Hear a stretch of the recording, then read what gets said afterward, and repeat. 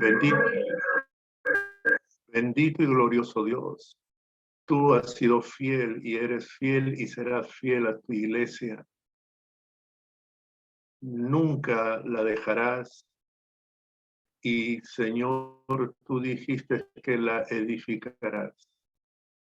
Permítenos en esta mañana, Señor, conocer, entender cómo obras tú, Señor, cómo puedes impactar, cómo puedes transformar las vidas, Señor, a través de tu iglesia.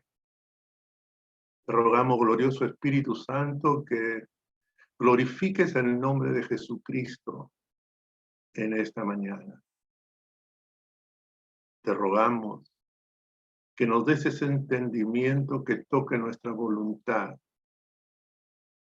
y podamos someternos a la forma de nuestro Dios, confiando plenamente en Él, que lo que Él hizo en el pasado, lo que Él ha hecho en otros lugares, se puede hacer también en este tiempo.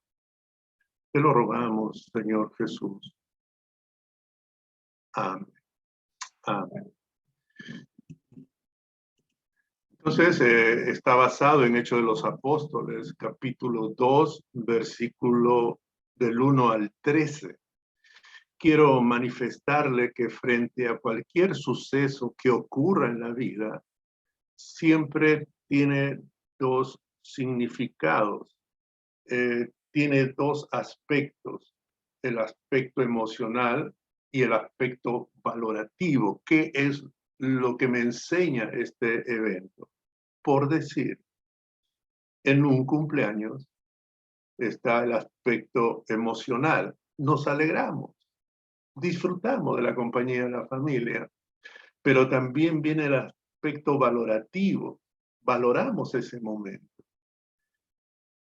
Por decir, otro ejemplo, que pasa en un sepelio por la muerte de un conocido. Hay tristeza emocionalmente, pero también nos enseña ello. En ese sentido, lo que nosotros vamos a tratar en esta mañana también no escapa de esos dos aspectos, el aspecto emocional y el aspecto significativo para nosotros que somos iglesia. ¿Qué nos puede enseñar la palabra de Dios en esta mañana? Y está basado, vuelvo a repetir, en Hechos de los Apóstoles, capítulo 2, versículos del 1 al 13, y permítanme leerlo. Cuando llegó el día del Pentecostés, estaban todos unánimes juntos. Y de repente vino del cielo un estruendo como de un viento recio que soplaba, el cual llenó toda la casa donde estaban sentados.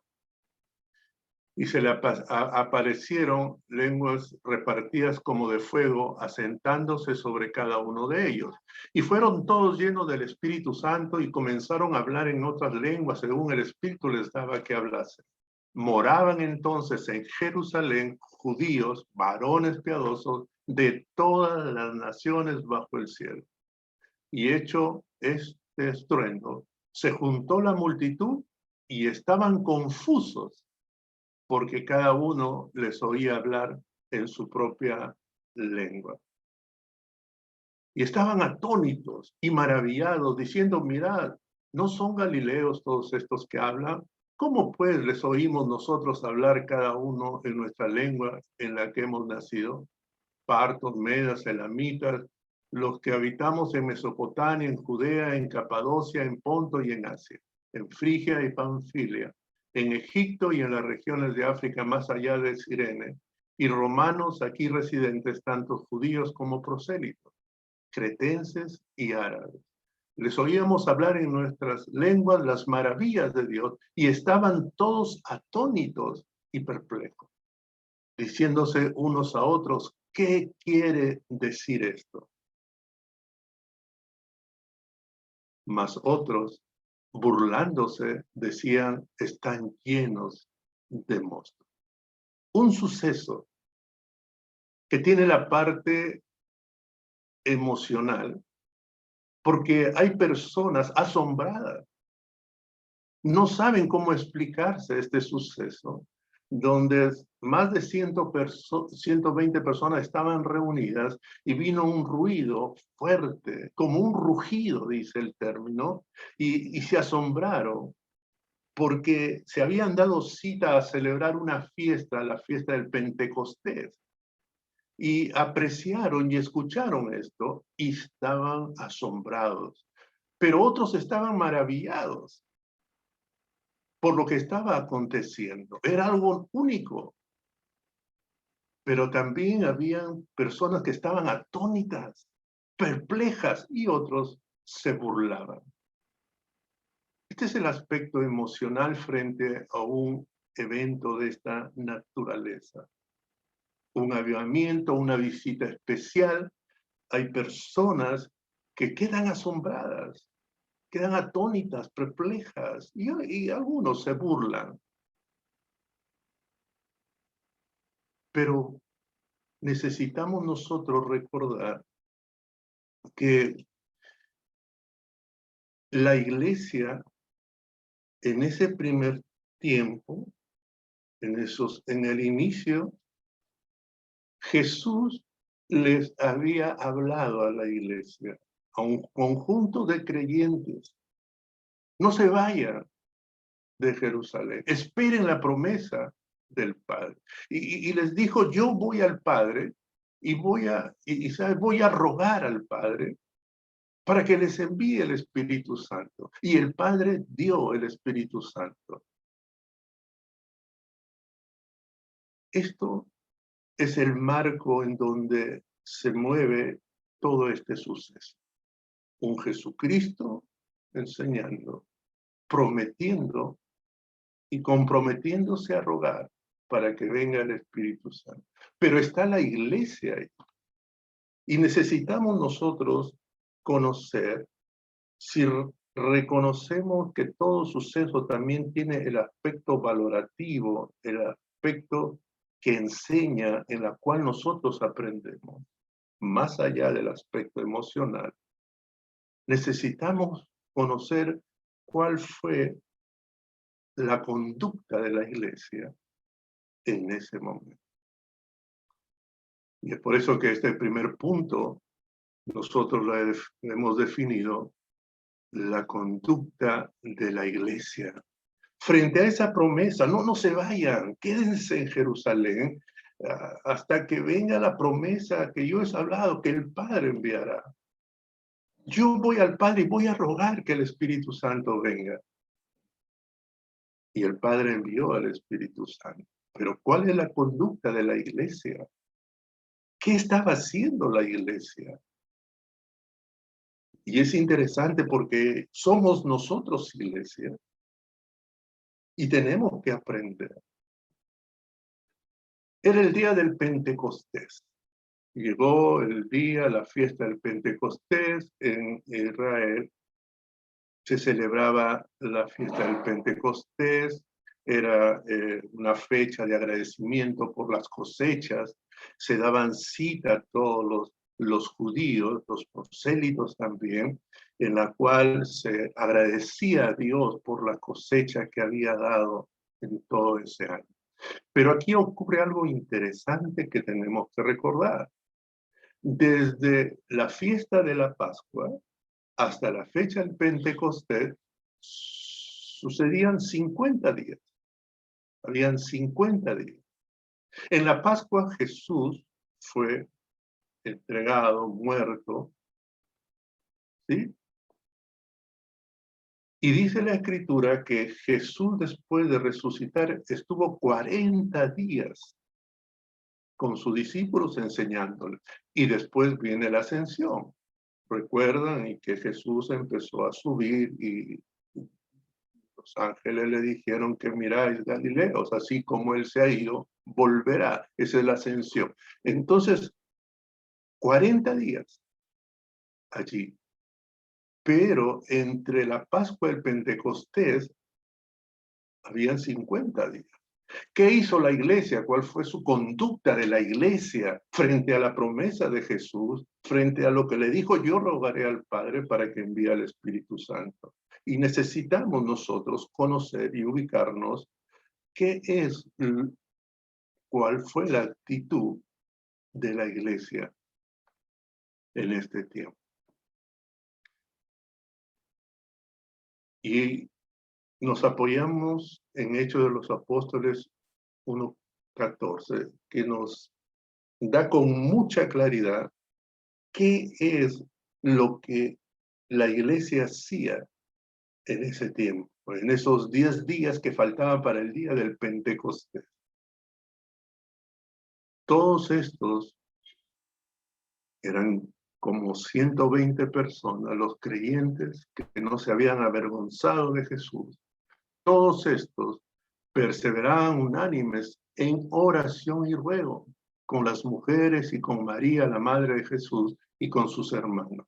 Está subrayado de naranja y también hay un subrayado de blanco. ¿Qué significa esto? La perseverancia y la unanimidad está dentro del valor interno de la persona y viene a ser la energía, la fuerza en la cual te impulsa a orar y te impulsa a rogar. Es decir, la perseverancia, la unanimidad es algo interno y la oración y ruego es una manifestación de lo que había en el interior de aquellas 120 personas en ese momento. Ahora, ¿qué significa perseverar? Eran constantes, diligentemente constantes. ¿Y a qué se refiere cuando dice que eran unánimes? Tenían un acuerdo en común. Es interesante la palabra, abrazaban estrechamente algo. Y sabe, la iglesia abrazaba estrechamente un acuerdo común. Jesús nos prometió, esperemos la promesa. Jesús va a rogar al Padre. Ahí estaba, eran unánimes, tenían ese acuerdo. Pero miren, perseveraban unánimes en oración y ruego. Orar, tú ya conoces, es ir a Dios, hablar con Dios. Pero rogaban aquí. ¿Por qué tenían esa perseverancia y por qué estaban unánimes? ¿Por qué habían abrazado estrechamente ese acuerdo? ¿Qué pasaba con este grupo de personas? Oraban a Dios y rogaban. ¿Y sabes? El ruego es súplica. ¿Y cuándo suplicas tú? Nosotros hemos estado siendo testigos cuando el coronavirus afectaba a las personas, buscaban oxígeno y la gente suplicaba. Se suplica porque era algo valioso y algo necesario. Entonces ellos estaban comprendiendo que la presencia del Espíritu Santo era necesario en sus vidas. Y les dijo Jesús que no se muevan hasta que venga el Espíritu Santo y les dé poder y me seréis testigos. Miren, habían comprendido con claridad, por eso suplicaba, no necesitamos, no podemos hacer nada sin ti. Pero eran unánimes, tenían un acuerdo en común, abrazaban estrechamente ese acuerdo. Y ahí estaba. Esa era la conducta de la iglesia. Esa era la conducta de la iglesia.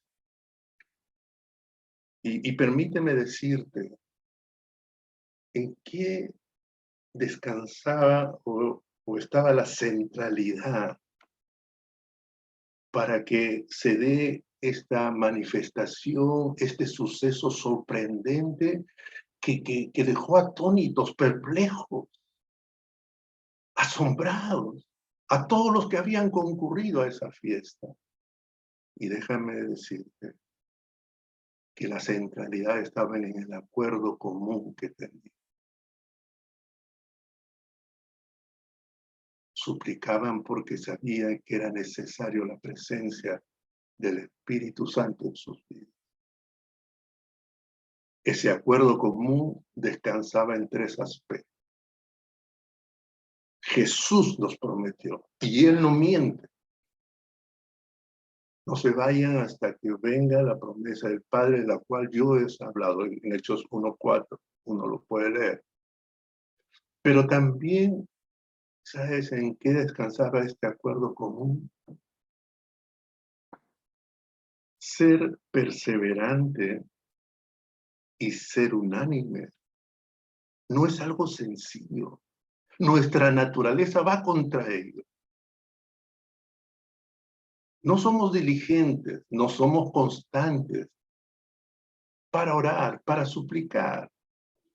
Y eso hay que reconocerlo.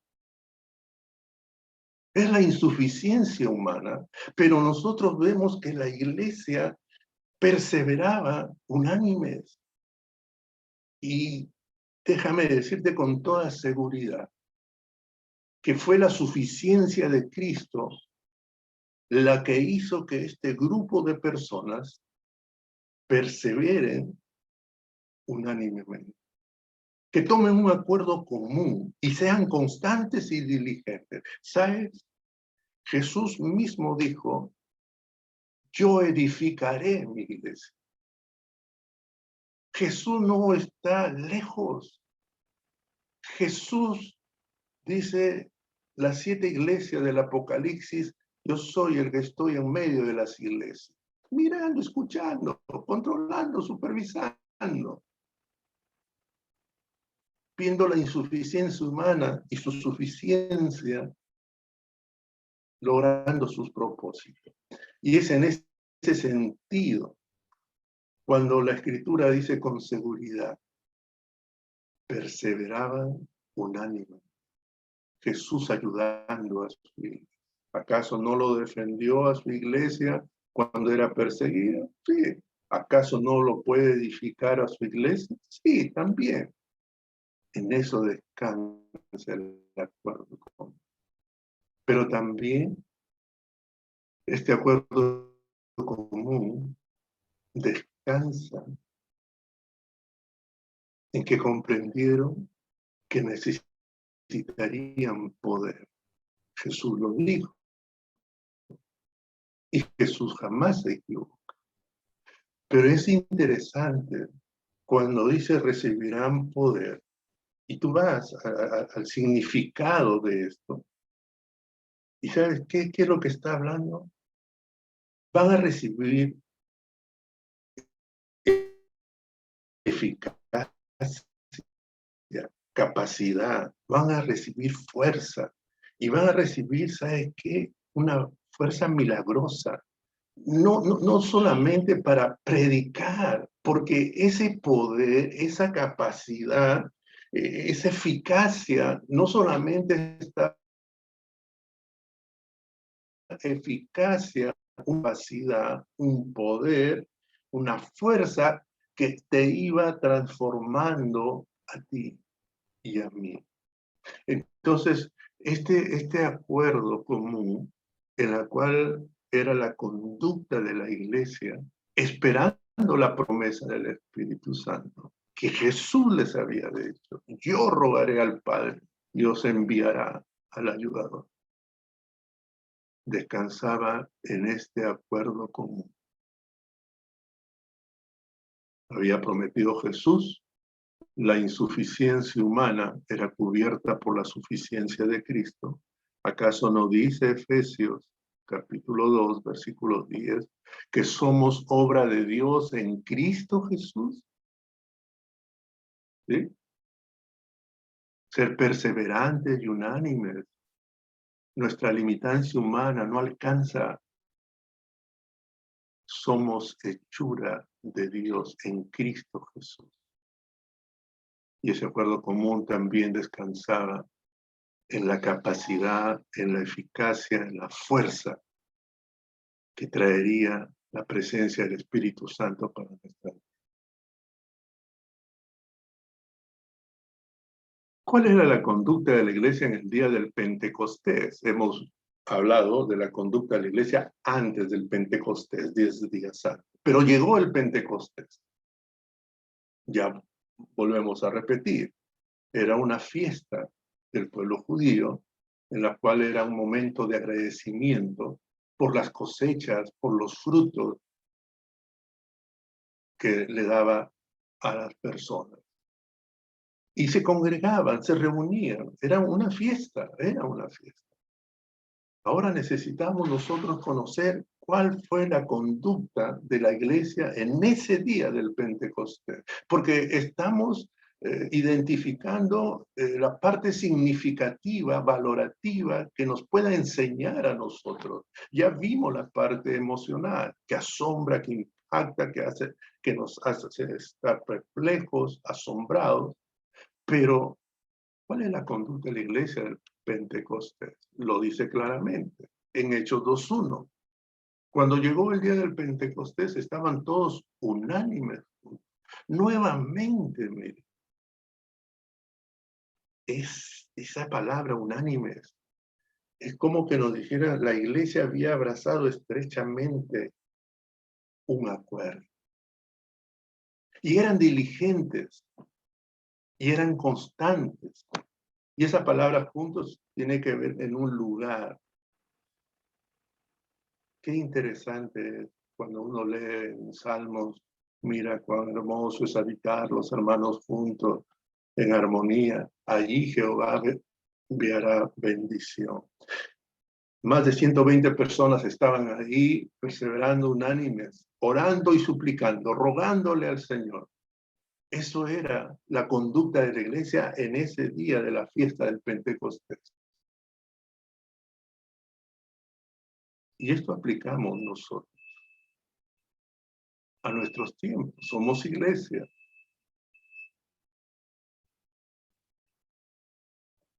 Hermoso es ir a orar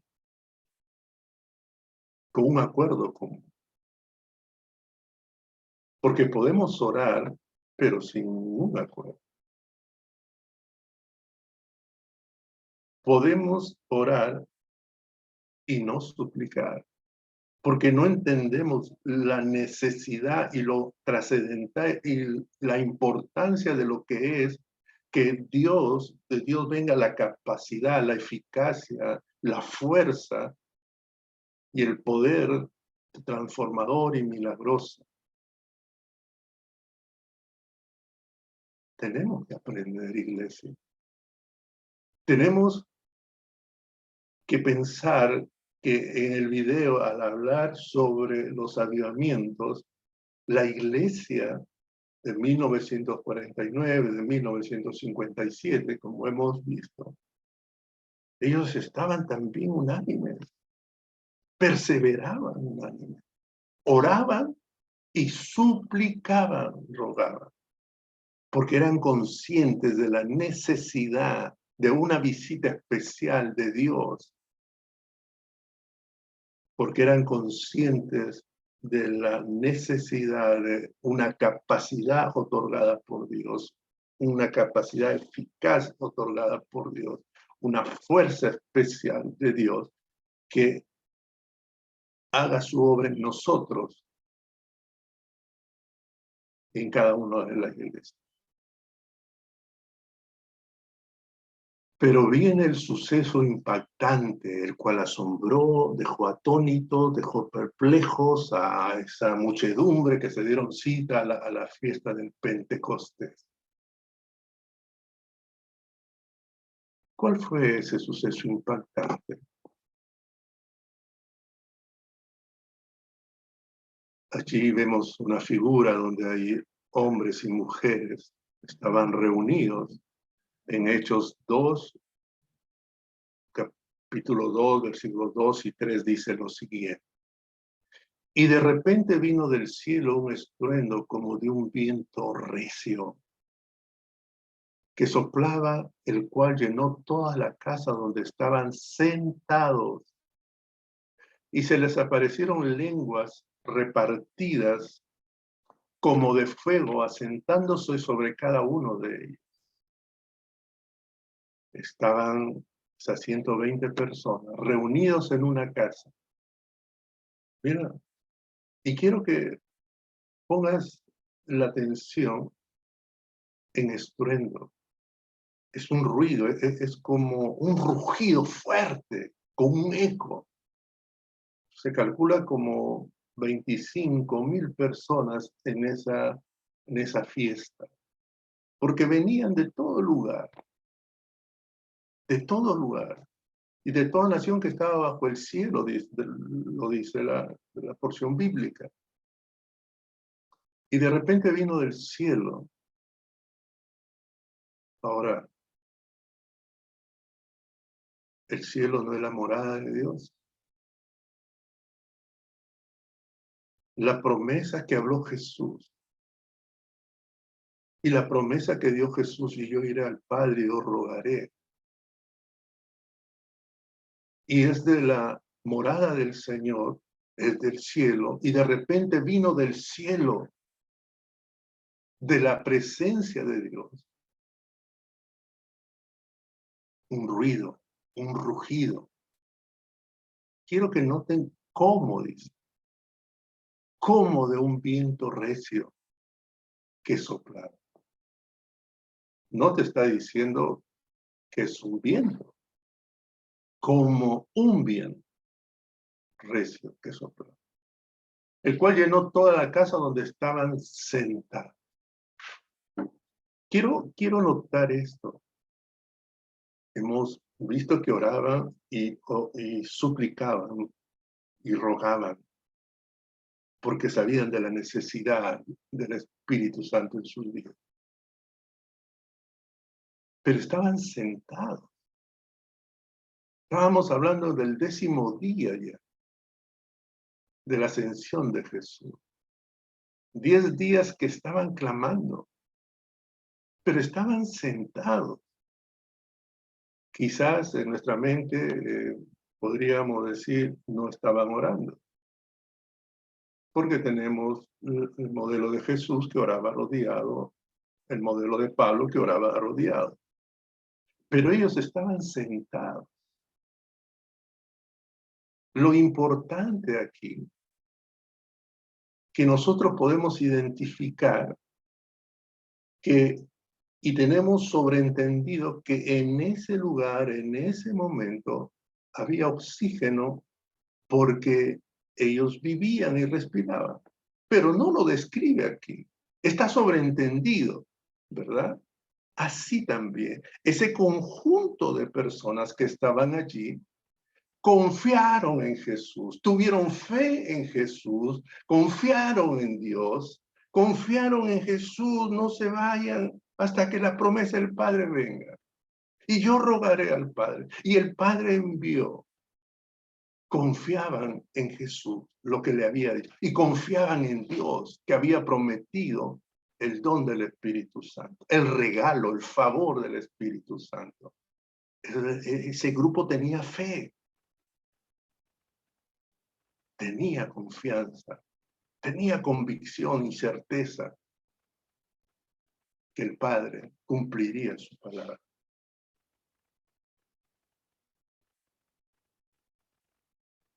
Y aquí, frente a este suceso,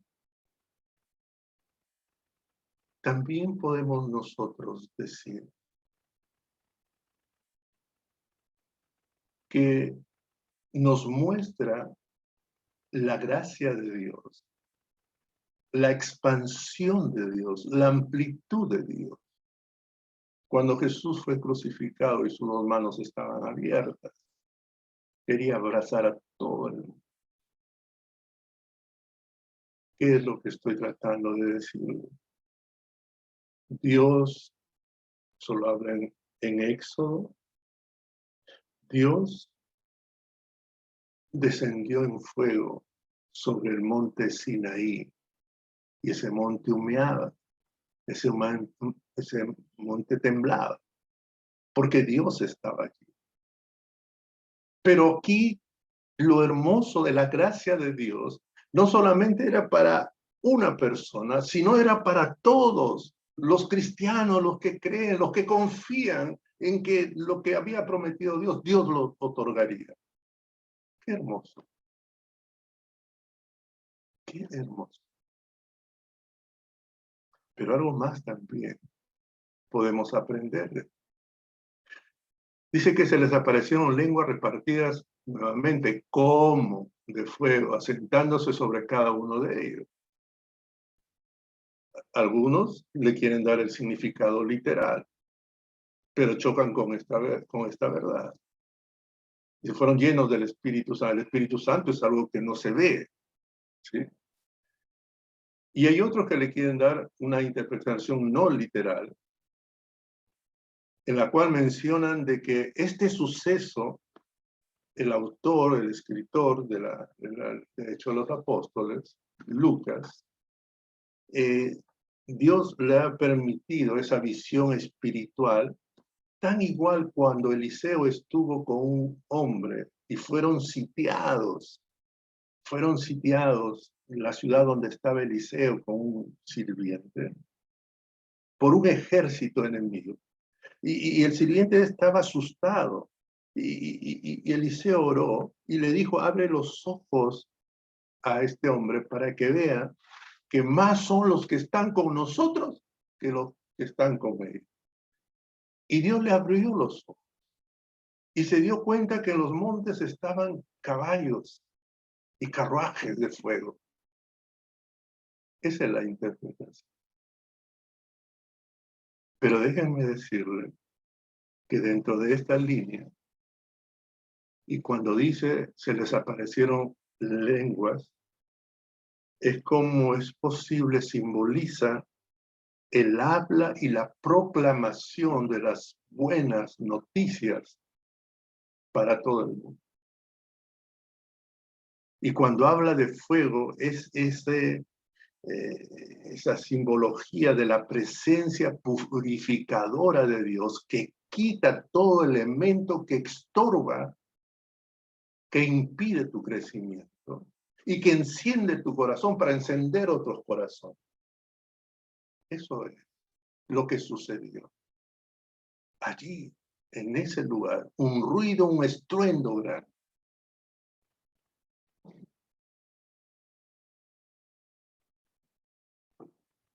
¿Qué más podríamos decir?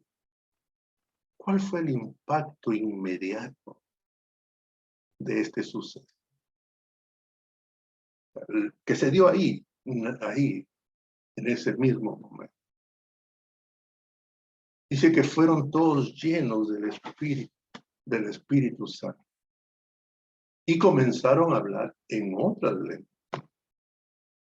Vemos ahí dos aspectos.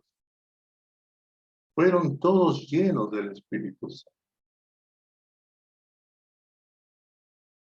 Ahora, esta parte, cuando se dice llenos del Espíritu Santo,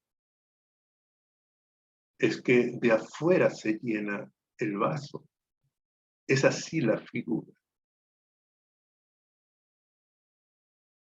Pero también la palabra llenos del Espíritu Santo significa influir. Y fueron todos influenciados del Espíritu Santo.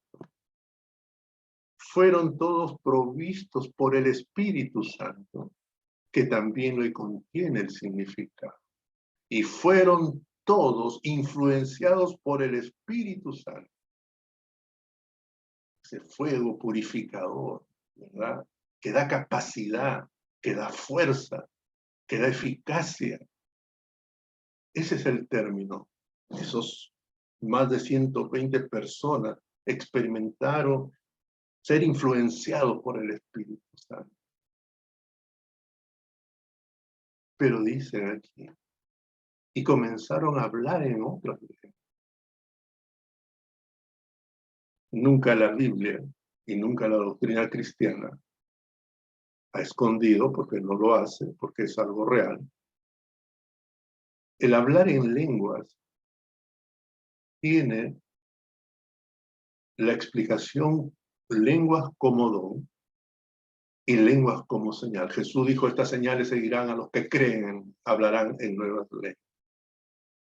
Pero necesitamos nosotros ver si esto de hablar en lenguas es algo un principio que se tiene que dar en un avivamiento, en una visita especial de Dios. Como ustedes han visto estos videos, estas experiencias de avivamientos en 1949, en 1957, también este avivamiento en Lima, el encuentro con Dios dentro de la Iglesia Alianza Cristiana y Misionera en 1973. ¿Sabes? No se habla que hablaron en lenguas, pero aquí sí. Ahora, ¿cómo entendemos? Que Dios tiene libertad y soberanía también, que deben hablar en lenguas. Entonces, ¿cuál fue el impacto inmediato? Vemos de que fueron llenos, influenciados, provistos del Espíritu Santo, pero también hablaron en otras lenguas. Y aquí vamos a ver parte de la explicación.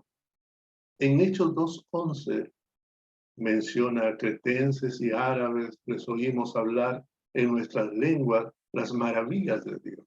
Hemos hablado, y en el texto base dice que estaban todas las naciones bajo el cielo reunidos en esa fiesta del Pentecostés. O sea, todos, y lo dice el término. Y ¿sabes? Cuando hablaron nuevas lenguas, hablaron nuestras lenguas, las maravillas de Dios. Estos más de 120 personas, al hablar de la maravilla de Dios, estaban hablando de los atributos de Dios, de las obras de Dios, en las lenguas de las personas que se habían dado cita a esa fiesta.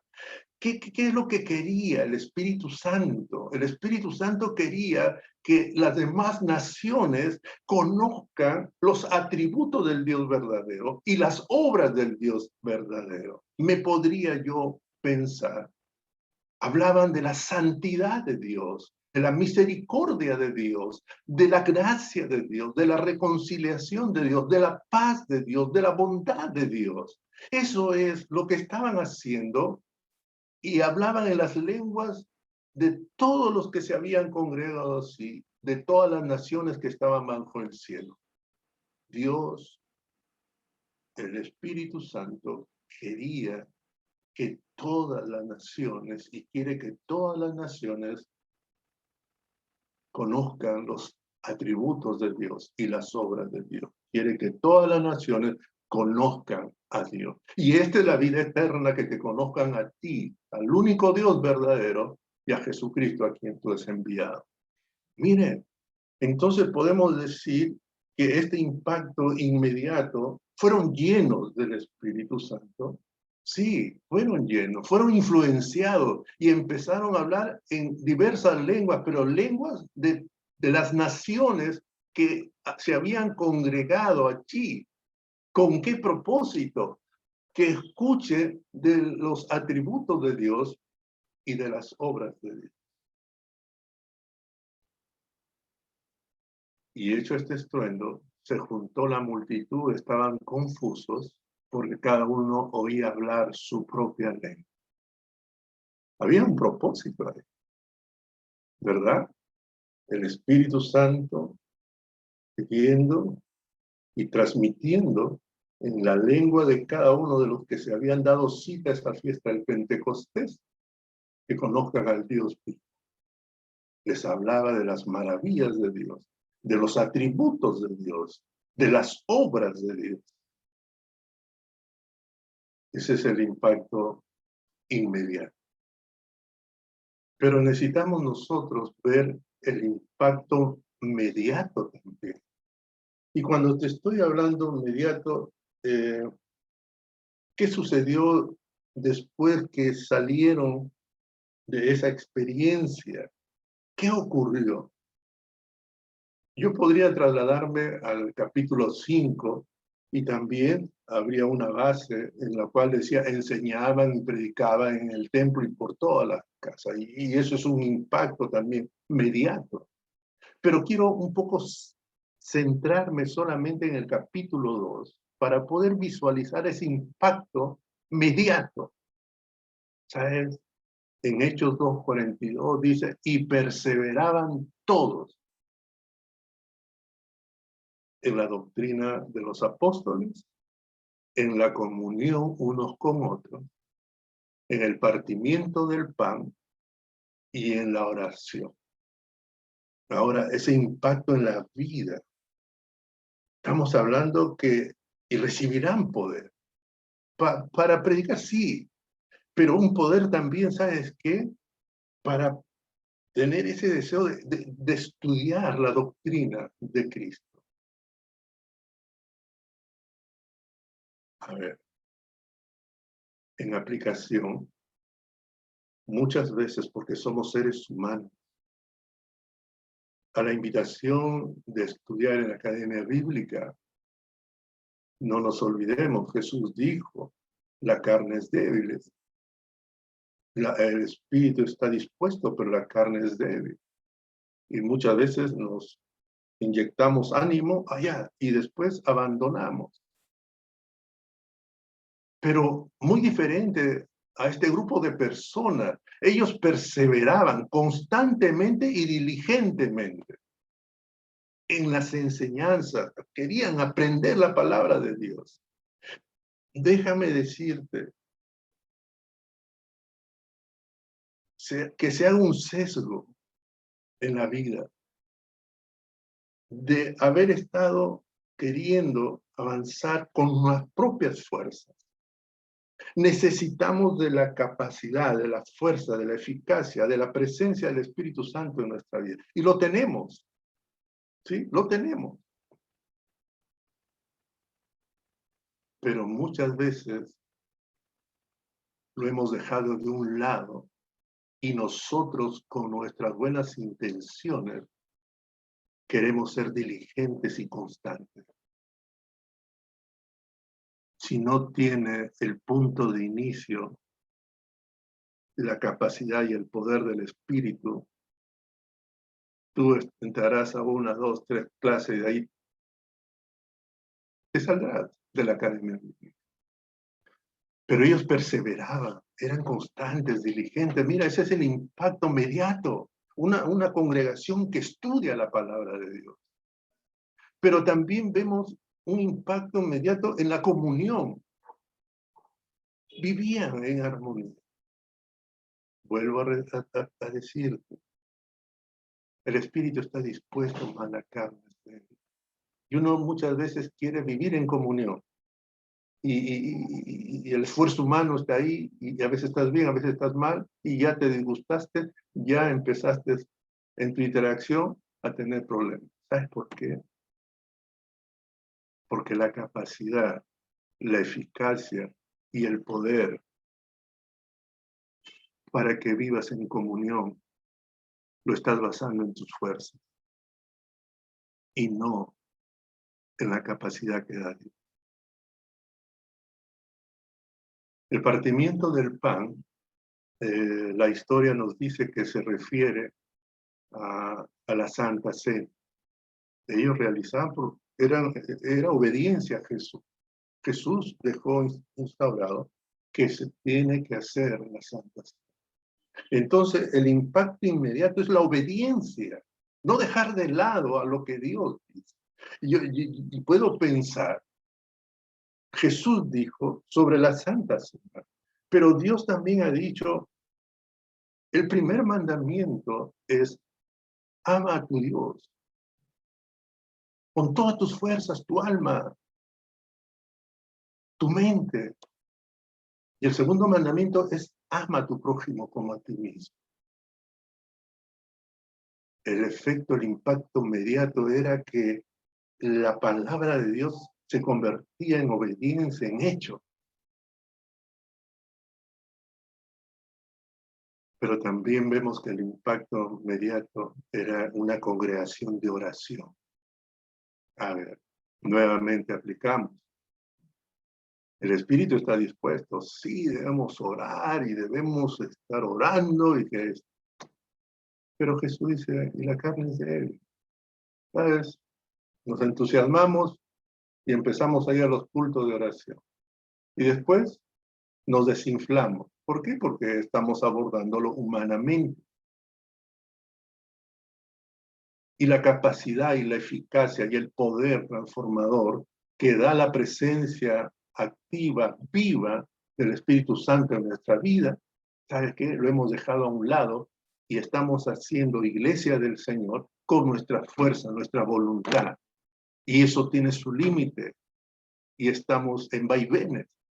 Pero déjame decirte el impacto inmediato de la iglesia primitiva, que ellos eran constantes y diligentes en la doctrina de los apóstoles, que es la doctrina de Jesucristo, en la comunión unos con otros, en la obediencia al Señor y en la oración. Se refugiaban en Dios, era su confianza, buscaban a Dios, porque sabían que de Él dependía, porque tenían la claridad de que somos obras suyas en Cristo Jesús. No somos obras nuestras por nuestra propia capacidad, que es una insuficiencia.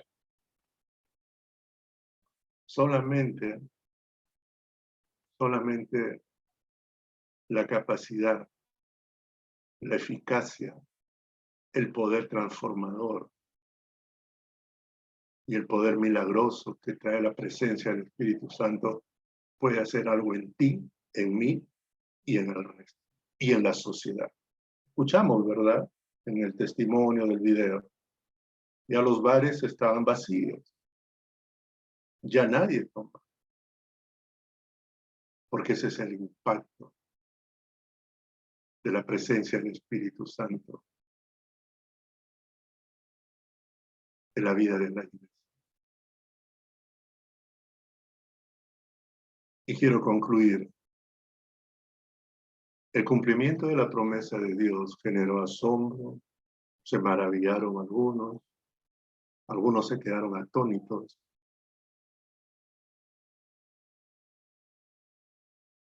Este es el suceso que provoca este significado emocional. ¿Sabes? Generó un avivamiento. Y un avivamiento es el incremento de la intensidad, de la fuerza o la vivacidad de la obra de Dios.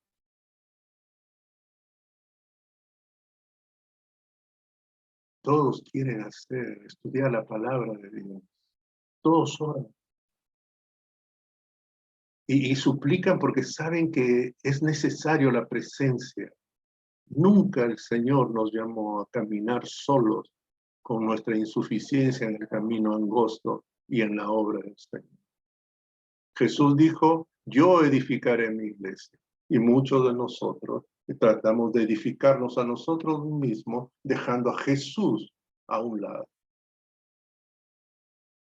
Jesús le dijo a la iglesia, quedaos aquí. Cuando venga el Espíritu Santo recibiréis poder y me seréis testigos. El ser humano, ese grupo de personas ya quería un poco irse a evangelizar, pero Jesús conoce. El espíritu está dispuesto, pero más la carne es débil. Ustedes van a empezar con entusiasmo y después se va a desaparecer la intención. Ustedes lo que necesitan es el poder, la presencia, la capacidad, la eficacia del Espíritu Santo. Y termino con una pregunta. ¿El cumplimiento de la promesa se ha dado en otros lugares? La respuesta es sí. ¿El cumplimiento de la promesa se ha recortado ya? ¿Ya no nos puede visitar Dios en una forma especial? Te hablo a ti que añoras una transformación en tu vida y en la sociedad. No es con pensamientos positivistas. No es por otras circunstancias. ¿Sabes? Una transformación en la vida de una persona, de un creyente, o de una familia, o de una persona no creyente, es la presencia del Espíritu Santo. No hay más.